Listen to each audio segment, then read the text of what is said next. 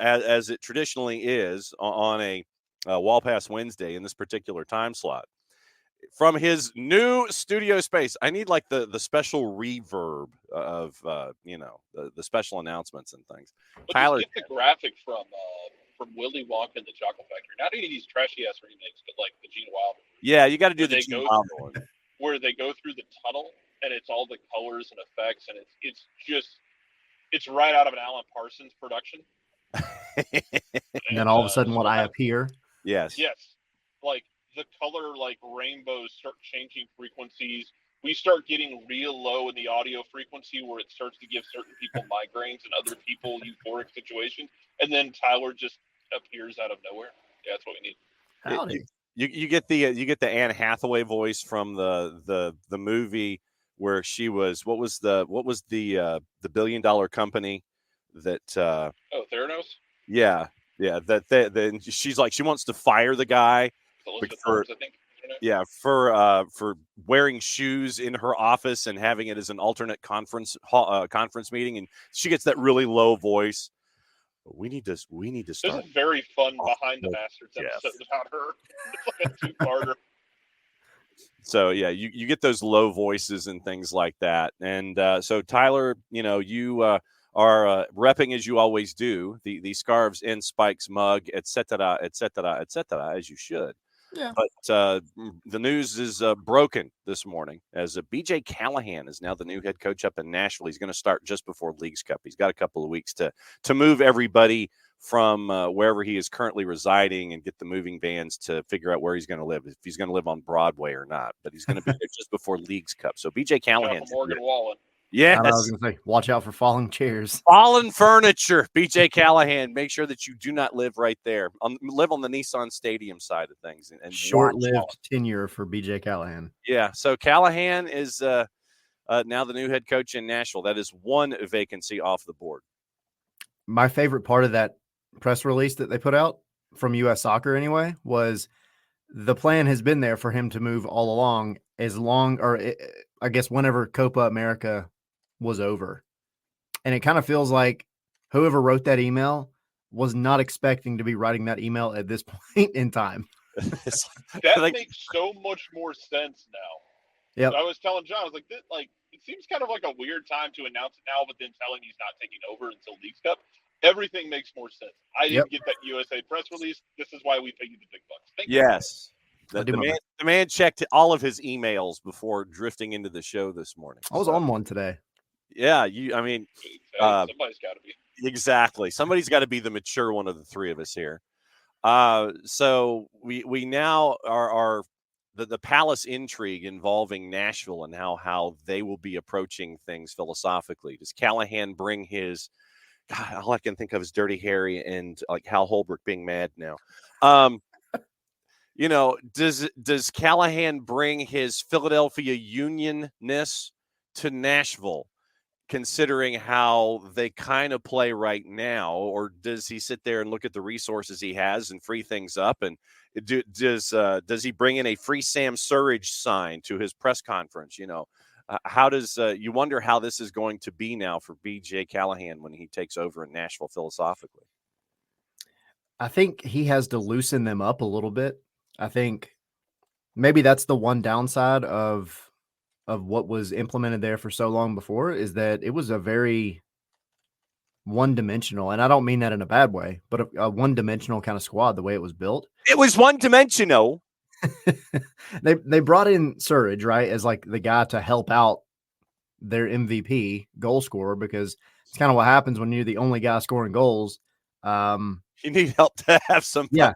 Yeah, you need some time off, first of all, but also like you can't look good all the time. Eventually other teams are going to adapt and say, we should probably like just mark that guy out of the game. And defensively, I mean, they've fallen off. So I don't know a ton about BJ Callahan's coaching style other than what we saw like with the US, and then of course Philly has had their style forever. I don't know that he's going to be able to get it done with what he has right now, though. I think they're going to have to get through this summer transfer window, maybe even the next one, and then he can start to put his stamp on things. But I think you have to look at it the way Rob is doing things in Atlanta right now. you can't go in trying to tweak a whole bunch of stuff. You just have to make do with what you have, maybe change up positions a little bit, change up the tactics just a little bit, and don't make any wholesale changes.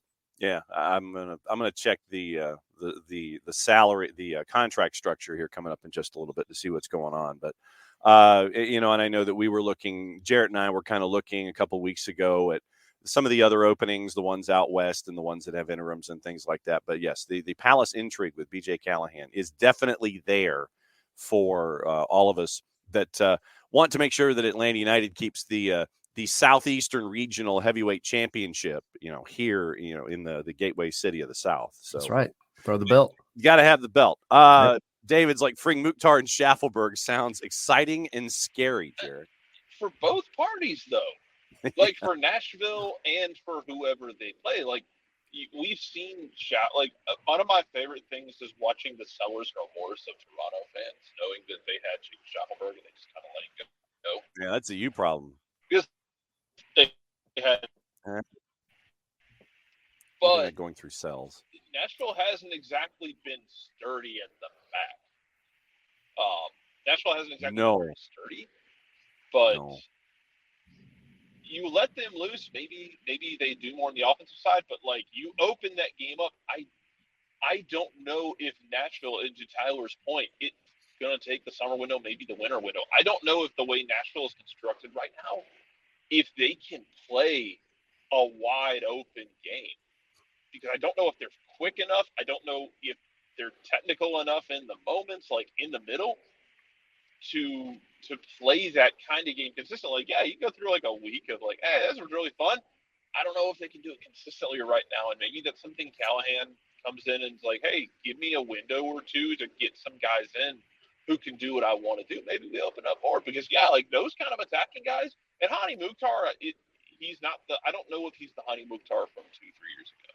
And not to say that he's fallen off and he's trash, but he's not single-handedly carrying them through games at this point. And yeah, some of it, Tyler's right. Some of it, you can mark him out. You have to, because he was the only guy who was a threat. What are you going to do? Bring back the ghost of Akelova? Yeah, there was transfer news involving him the other day. I laughed at that. I got a good kick out of that. Yep. Here's your 24s. Willis, Coleman, Sean Davis, Daniel Lovitz, Todd Bryan Anunga, Jack Mayer, Alex Muil, Amar Sadich, Julian Gaines, Drew Yearwood, Josh Bauer, Elliot Panico, Lucas McNaughton, currently injured, Joey Skinner, Forster Ajago. That's the end of the 2024 calendar year contracts that you've got to figure out. Walker's there for another year. Shaq's there for another year. Hani's there through the end of the 26 calendar year. So is Surridge and Schaffelberg. 27s are Sipich and Isaiah Jones, your youngins that you have that are 18. So coming into a situation where you got a lot to think about and trying to figure out how you want to, who's keeping and who's staying.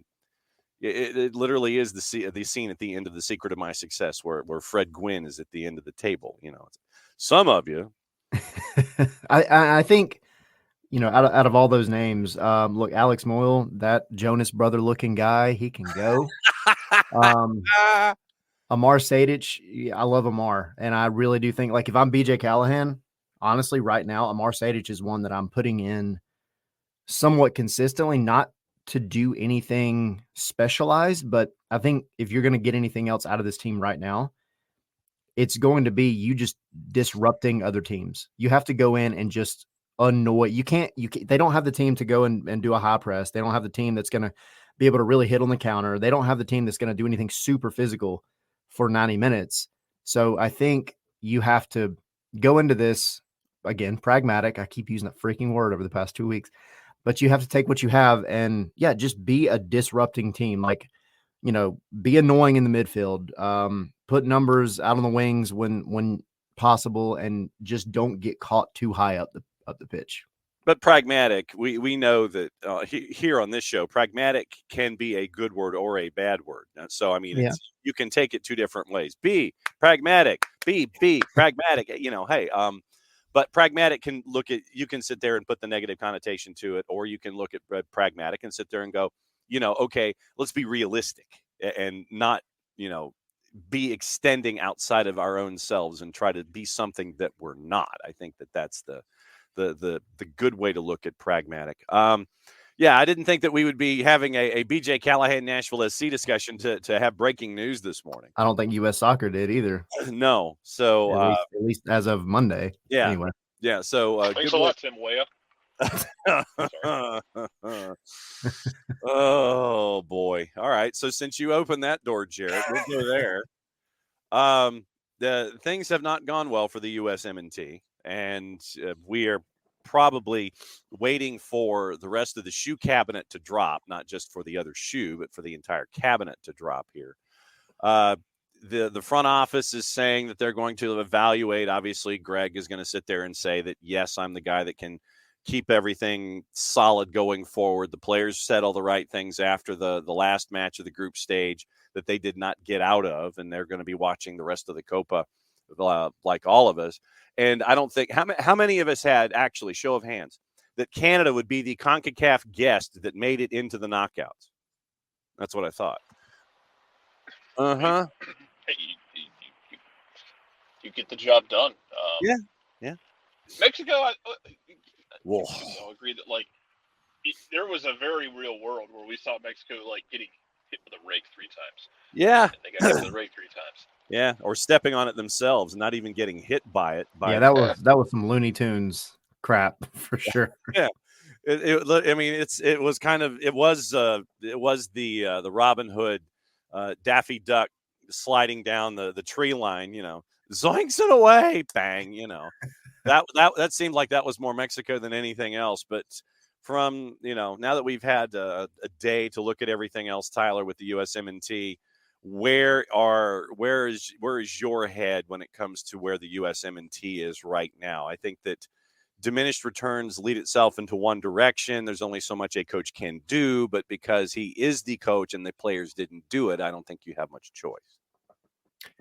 Yeah, I'm not going to sit here and try to make a whole bunch of parallels to the way Atlanta United was going, because this is not to say that I don't respect Greg Berhalter, but I respect Gonzalo Pineda a lot more. And that maybe just because I know the guy, but I do think ultimately at this level, club football and country football, 2 different things. They're 2 different coaching styles. They're 2 different sets of things that you have to do behind the scenes. Greg Berhalter is not the guy that's going to elevate this team to the level that they need to be in 2 years, period.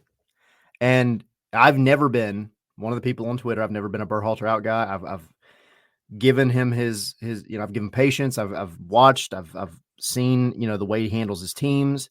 People will say he's a great man manager. I think he's a great friend.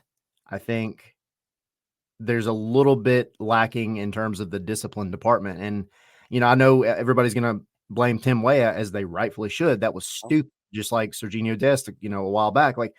Those are stupid things that you cannot allow yourself personally to get to the point where you do that. That should have been handled in a totally different way. I get retaliation. Retaliation in soccer is not best served cold. Revenge is not best served cold in soccer. You got to do it right then while you have the attention of the ref to try to put him on a different page. So going back to that match, that totally screwed up this entire group. That little action totally screwed up everything. So you're saying rabbit punches are bad? Yeah, you can't do that. Yeah. Maybe wait till after the game. Rabbit punches that you get caught doing are bad.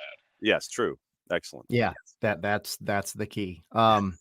Because I don't think the ref would have had a problem had Matt Turner gotten absolutely DDT'd like he did, and Tim Weah would have came over and Goldberg speared the player that did it. I forget his name at the time. You got to do it right then. You got to have something to say right in the moment. So yeah, getting back on the Berhalter thing, no, I think you've got to move on, because you can't wait much longer, because it would be unfair to whoever you do bring in to give them a year, a year and a half to work on what is going to be the biggest tournament this country has ever seen and will ever see for a long time. So I just don't think Berhalter is the guy that's going to elevate the team. I like him. I do. But I just don't see him pushing this team beyond what they are now. I think you can find a coach out there that's going to elevate this team more than just the sum of its parts. Okay, Jarrett. So He's who's going to on be your... an outstanding manager for the Scottish national team, and I am going to rip my eyes out of my skull. Oh, no. Oh. I Oh, didn't say it. no. But Bam is saying that he's going to stay. I think Bam is sitting there looking at round 3. It's like, no, they're going to let him go, then they're going to hire him back. So it's going to be like round 3. That's one of the questions. Is you did what was it, 15 months worth of investigation last time before you 14. decided to keep? Yeah, and I get some of that had to do with the fact that the Reynas went completely off the out of pocket, and They broke the all script. that process. I think that has to be considered when we talk about it.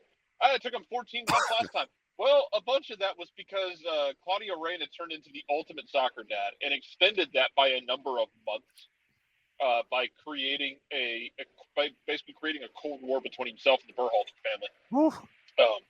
Still wildly unnecessary, but it kind of feels like, to draw that parallel even further, Tower, it kind of feels like the days after the Charlotte game. This is that that was the window after the Charlotte game. That was that window with the international break coming up off of a tough rivalry loss to make a change for Atlanta. Coming off of a disappointing, you get grouped in Copa on your home soil. Now you've got a break before Nations League. It feels like it's that window to make a change, even if it's just an interim for the time being.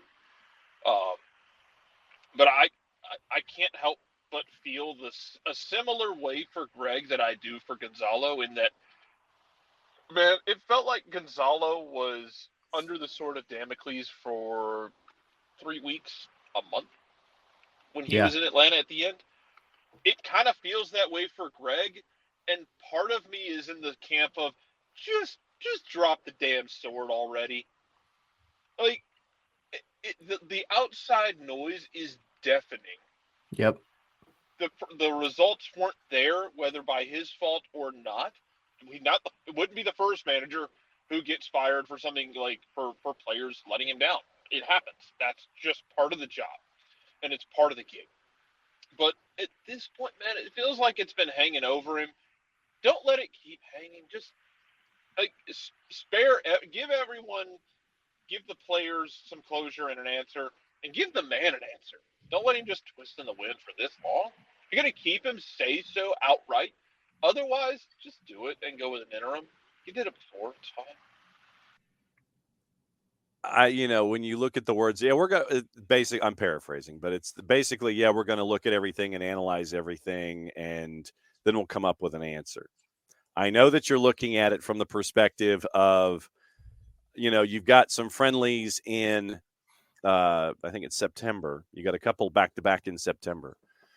And then I think that the end of these competitions and the Olympics, I think it gives you that runway where you can sit there and look at folks. And so I think that the longer that you wait in making a decision, a lot of folks are going to perceive this as, okay, you're not listening to us with the tiki torches and the pitchforks outside the door and everybody's banging on the door waiting for a decision. But I mean, I think that the best thing probably is to do something by the end of the week. Just don't do it. Don't do it on July 4th where you fire the USMNT. Or do you?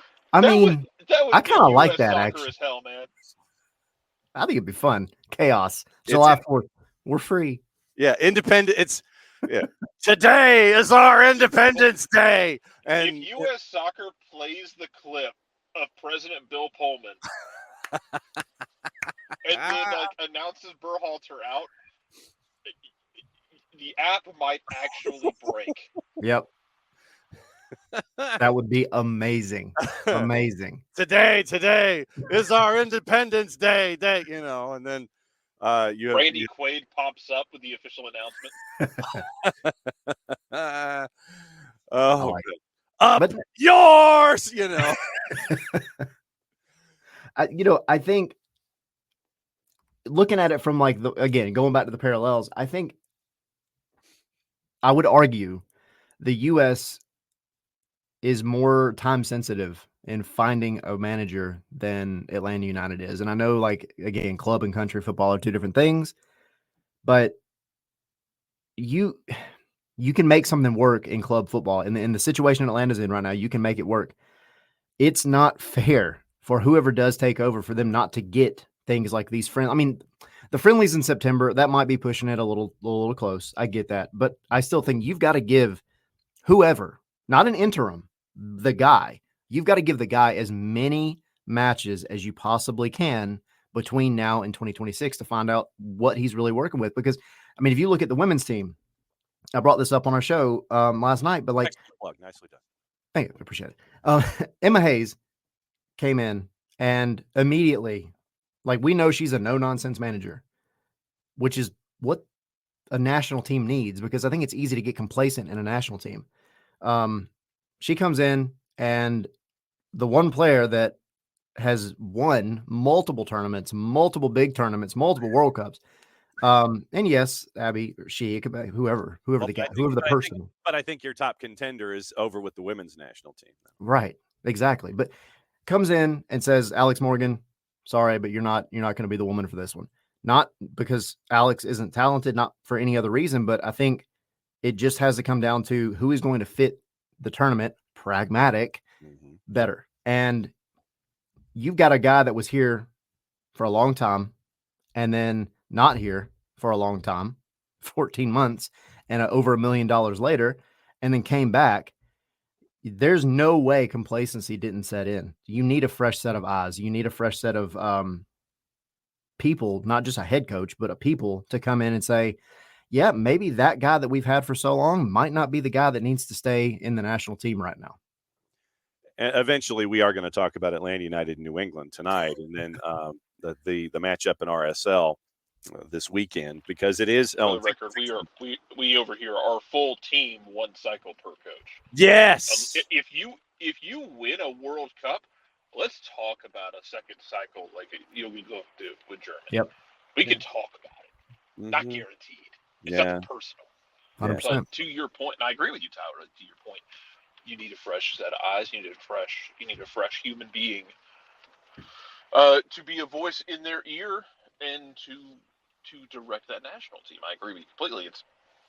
It's going to be interesting to see if they're able to pull that trigger or not, because I'm not sold they are, man. Like, I'm the not longer either. this goes, the more I'm wondering. Well, but I mean, do you need to? And this is, I guess, working two separate lanes of traffic here. I think that you can, because you have nothing going on in the active friendlies and matches, calendar up until September. I think you can wait in naming a successor until after the Olympics, or at least start your investigation there. So then if you can wait until after the Olympics to figure out who you want to bring in, can you at the same time just sit there and say, we're looking at it, and then once all of the current competitions are over, then pull the trigger and go, okay, we see who's available, and, thank Greg for his service, and then pursue it from there, because you might be selling yourself short if you say something now, you let Greg go, and then your investigation doesn't have all of your possible candidates. That's, I guess, what I'm getting at here. What team was it in the World Cup? Like the moment that they got knocked out, like that same day, their manager. It was, I think it was Jamaica with Chalmerson. Basically, they were like, well, I mean, this year with the tournament that is blanking me, the Copa. Literally, Jamaica gets bumped out of the Copa after the third game in the group stage. Jamaica was like, Chalmerson's resigned. I mean, they didn't. Yeah, but I guess that's the thing. Like, if you're U.S. Soccer, you had to go into this tournament saying this is your litmus test, period. Because you're not going to have this kind of competition for the rest of the time until the World Cup. So it should have been, all right, our bare minimum is whatever, quarterfinal, which whatever. Pick a game, but it obviously not going to be getting grouped. Pick the game and say that's the minimum. If you make it past that, cool. We'll see out until 2026. Yeah. But if you don't, that day it needed to be over. In my opinion, I am being way more impatient about this than I am with Atlanta. But I just feel like there's so much more at stake here because it's again, I've said it, this is the third time. It's unfair for anybody that you do bring in for them now not to get a tournament like Copa to test themselves in. They're going to have a bunch of friendlies, and you better hope that you can get friendlies with some really good teams between now and 2026 to just see what you're working with. So I think it needs to be way sooner than later. Okay. All right. So since we've got 15 minutes or so before Nino Torres jumps in here at the top of the hour, I do want to literally, this is the moment, like the Saturday Night Live moment where, where were you when?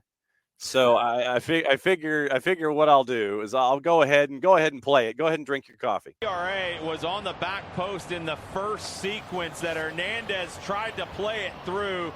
TRA couldn't get to it.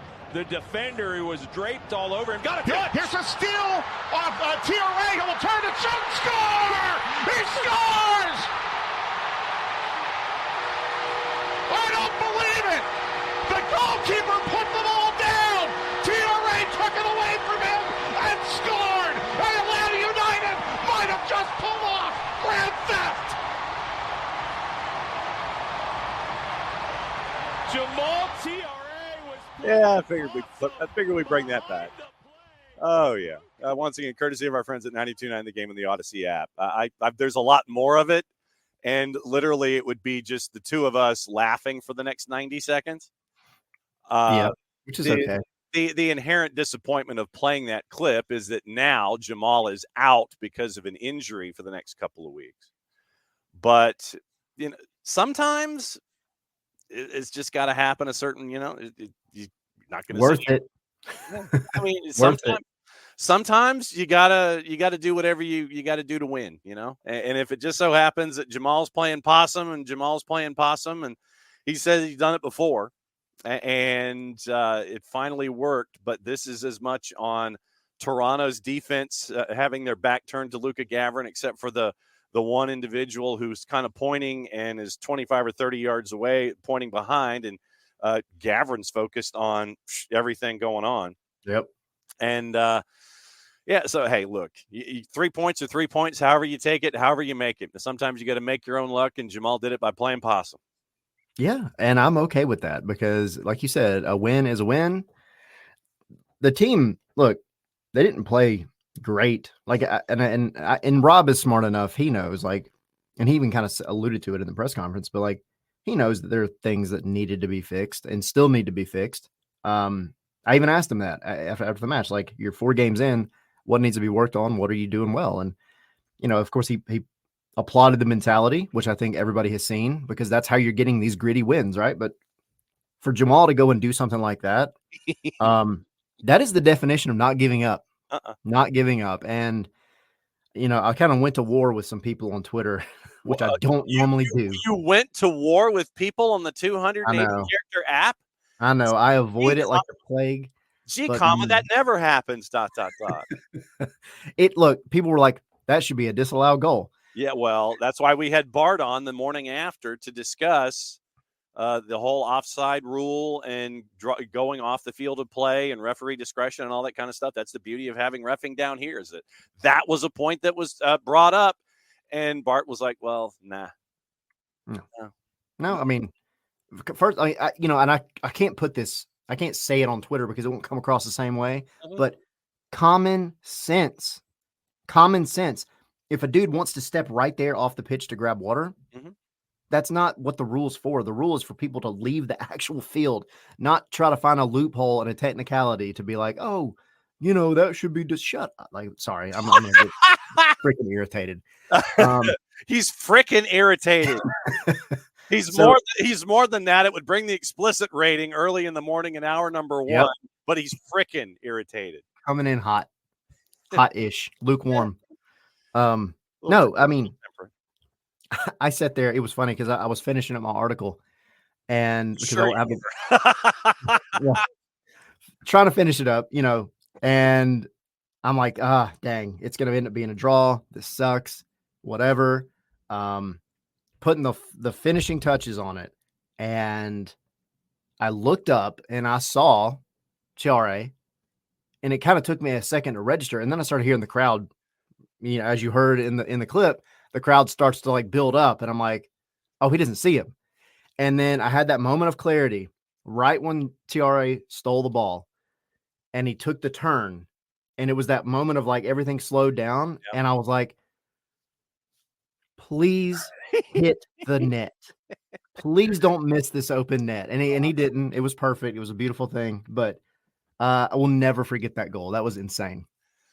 And look, as we say, sometimes it's just got to be in these kinds of moments where you're fighting and you're scrapping and it's schedule compression and you're having to do it without dudes and you're having to do it with lineups and fatigue and all this kind of stuff. And you're leading into another round of schedule compression, 6 matches before the All-Star break, including Open Cup at the Fraction. Literally, it is road game, Fraction, road game, home game, midweek weekend, All-Star break. And that's literally it is 6 matches in 18 days? 20. So 6 matches in 18 days, one including the chance to get you into an Eastern area final in the Open Cup. So you're in the round of 8, you beat Indy 11, you're in the final 4, and you have the chance at getting hardware within schedule compression, but you get through first things first with New England. And it's another test for you, and you're getting some folks back, but once again, not having Jamal up top creates, other questions and things for Rob and the staff. But New England does not have Shankalai out for the season. They will not have Carlos Heel because of the nebulously Stanley Cup playoff worded, injury or lower body injury or whatever. But you won't have Heel. You won't have Shankalai. And maybe Caleb Porter, whose team hit a wall after turning a corner. It'll be an interesting matchup here in the midweek before you hop on a plane and have to go to RSL. Gee, how much fun that's going to be. Right. That's going to be amazing. And just to take a step back too, like I think it hasn't been stated enough how important beating Toronto was, because you were right behind them. Yep. You were 3 points, and a draw would have been okay, but a win is what you needed out of that match. And then now you go to New England and you have to take the game to New England. Like, they had a good run, to be fair. They had those 4 games. It was solid, but then they hit Columbus and Columbus said, not today. Not today. Get out. Not so fast, my friend. They got up the Ticonderoga #2 pencil. Yep. And 5-1 is not a fun result to come off of. So you're missing your main playmaker.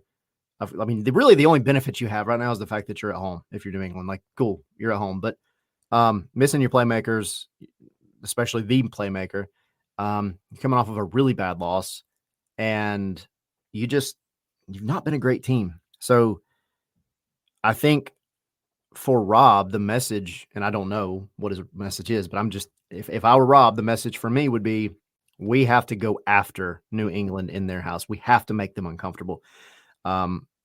Their goal scoring threats are not there, and defensively they've clearly been shaky. So you cannot let them get settled in. You got to go after them from the opening whistle. It would be different if you were playing Columbus at their house. It would be different if you were playing Miami, even though we've already done that and won at their house. This is not a great team, so you have to take it to them, regardless of whether or not you're playing at home or they're playing at home. You have to go after them. So, yeah, I mean, be aggressive. The Salt Lake game is going to be harder. Yeah. So take advantage of this. Did you see where Caleb got fined for his late match interaction with a player from Toronto FC? Yeah. For those that did not have the chance to either see it, because it was not made an issue on the TV broadcast, literally it was something off camera, and you have folks running and rushing over to try and diffuse the situation. From what you can recall, break that down for folks. Yeah, I think it was coming off of a corner, if I'm not mistaken. Mm-hmm. But there was a little bit of, bumping into each other, whatever. And Caleb, as fearless as Caleb is, and it's something about that spot on the pitch because he did the same thing last year at Philly where he pointed at the scoreboard, Yeah. getting into it. But he got into it with, I forget his name. Dude grabbed his shirt and would not let go. And Caleb kind of kept pushing him, hard, pushing him off. And the dude just kept holding on to his shirt. So eventually Caleb grabs him around the neck. And, to be fair, taking soccer out of it, like, let me go. The Kobe Franklin, I think was who it was. Okay. Yeah. There you go. Yeah. Franklin. So, it wasn't like Caleb went straight to the throat. He was trying to get the guy off of him, but eventually he grabbed him around the throat, which you can't do. I get it. I think there should have been a little more that happened on the field, but once he grabbed him, everybody's running over. The ref comes over. They finally let go of each other, and then then Caleb gets fined for grabbing a guy around the throat. Okay, so. All right, so I'm looking at the replay right now, and literally, grabbing, and honestly, it's like he's got the Toronto player has his hand on Caleb's jersey, and no matter how many times Caleb is trying to push away, you end up with the same activity going here. It's just like, bro, let me go, Yep, and that was the thing. It was like, all right, this because. If I remember correctly, and this might have just been what I saw, but he pushed him 3 times trying to get him off. Third time, then hands around the neck, fourth push, and then they finally do, and he's still grabbing each other. Jamal's trying to separate the two of them. Sigur Rosted's trying to grab Caleb.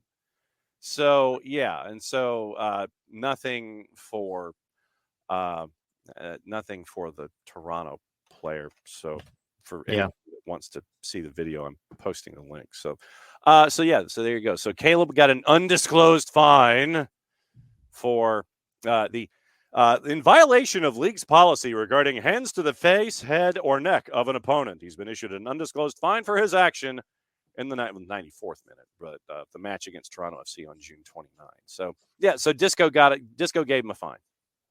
I mean, you can't do it. I don't blame Caleb for doing it because, like, dude, get off me, right? Like, let me go. Yeah. But at least he didn't get a red card. I say that from a fan perspective. Like, I'm not the one that probably just got fined like $10,000 or something stupid. I don't know what it is.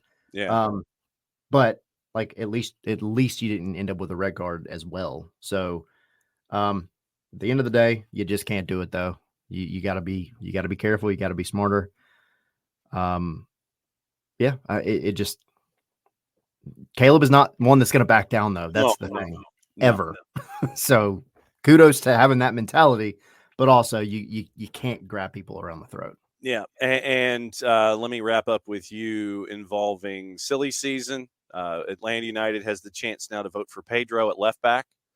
And now there's also the talk of, here we go. There are here we goes involving Thiago. We do not have anything officially in the here we go category involving Eagle Holdings. We have seen 21. We have seen Botafogo with a promise to send to Lyon eventually. We have seen possible metrics. My guess is it's 21 and a percentage of the pass to get it to that first marker, and then performance metrics to possibly get it to 30. But if we just say 21, we'll say that right now. And then you mentioned Caleb. There seems to be interest in Caleb. We knew about PSV. Chelsea, sure, why not? Okay. So right now, you're looking at least 30 to 31 to play with, to start with in this window coming up in the next 2 weeks, and then possibly another, say, 10. Shoot. Charge Chelsea whatever the hell you want. Exactly. Only Clearlake could be like, yeah, sure, why not? That'd be great. 15 minutes. Yeah, it's like, oh, sure, okay, yeah, we see that. So it could be an interesting window, but like I said, we've had our first move, waiting on one. Actually, technically, we've had 2 moves if you include the move where, by the way, Karma is not the boyfriend playing on Cruz Azul, and literally out of the blocks, first match in, there's an ankle injury. No give backs. No, none of that. involving an individual, and No return policy. no returns. No, that doesn't matter if you have the receipt. There's just no return policy here. Period. So two out the door, maybe as many as two in. You're like, yeah, okay. So we'll see what it looks like here coming up in the window. Yeah, I think the Almada thing is more or less a done deal. I don't see that ever. I don't see that turning around. So yeah, I mean, you're looking at a lot of money from him. It's a win, even if you're just looking at the dollar amount, it's a win. Mm-hmm. Because you didn't lose money, you made money. Yeah. And you've now opened up a lot, or you will have opened up a lot, because we all know how valuable those DP spots are. You got to go and hit on them for sure. There are players out there. You're at the summer transfer window, which is going to be where you're probably going to get at least more options. You're going to have more options. So you just have to take advantage. And it's not like, because we haven't heard anything about other players, like there's the Miguel Borjas rumor, which is a big one. Just because you haven't heard a lot doesn't mean that Garth and Carlos don't have a piece of paper that's 12 feet long that has names on it. And as you and I have said in the past, the business done by Atlanta United is done at the Nunya School of Business. Yeah, exactly. Yeah. Mm-hmm. And that's how they are, and that's fine. That's fine. Need to know basis, and you don't need to know. Yeah, and you won't know officially. You won't know from us until the day it actually officially happens, which is fine. Yeah. So I'm excited though. I think you're going to be looking at a much more well-rounded squad in the next 2 months, and you still have plenty to play for. You're on the playoff line, and you're on. I don't want to call it a roll, but you are on an unbeaten streak, and an unbeaten streak during a really tough time. So you do have some positives. You got some things going for you. You just got to keep taking advantage of it. Bam wants to know who you think is going to win El Tráfico at the Rose Bowl this week. LA Galaxy. Ooh. Yep. I'm going to take the over. I'll take the over at 3.5, whatever that number is right now. And I'm looking forward to that one on July 4th. Anything else that you want to discuss in the quick before your time with us is out the door? Have you dog-proofed the studio since your last visit? I haven't done much in here, but I did realize.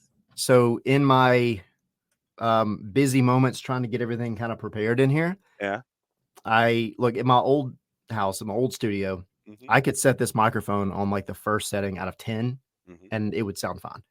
When I moved in here, I was like, well, let me just make sure, because I'm sitting a little further back from the mic. Yeah. Let me turn it up. So I turned it up to 5, which I think is why you could probably hear, like the neighbor's dog walking around outside. Okay. Gotcha. Not to mention my dog running around inside. So I turned it down. Hope it sounds better. Yeah, no, you're good. No, it's all good. I was just wondering if you were continuing to work on Scarves in Spike's office while you were there and still moving into the house. How is the overall move into the new casa, by the way? It's good. It's good. We have, we still have boxes, but like it looks like a house now. It looks like, things are put away. They're where they need to be. It doesn't look like a pod's exploded, basically. Yeah. It doesn't look like squatters either. So well, it's going well. Some states you could be okay with that. Hit the promo before you get out of here.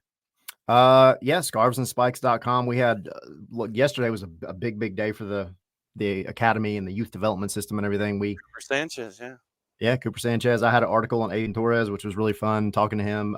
Great kid. First player in Atlanta United history to go from the RDS down at the very bottom all the way up to a homegrown pro contract, which is cool.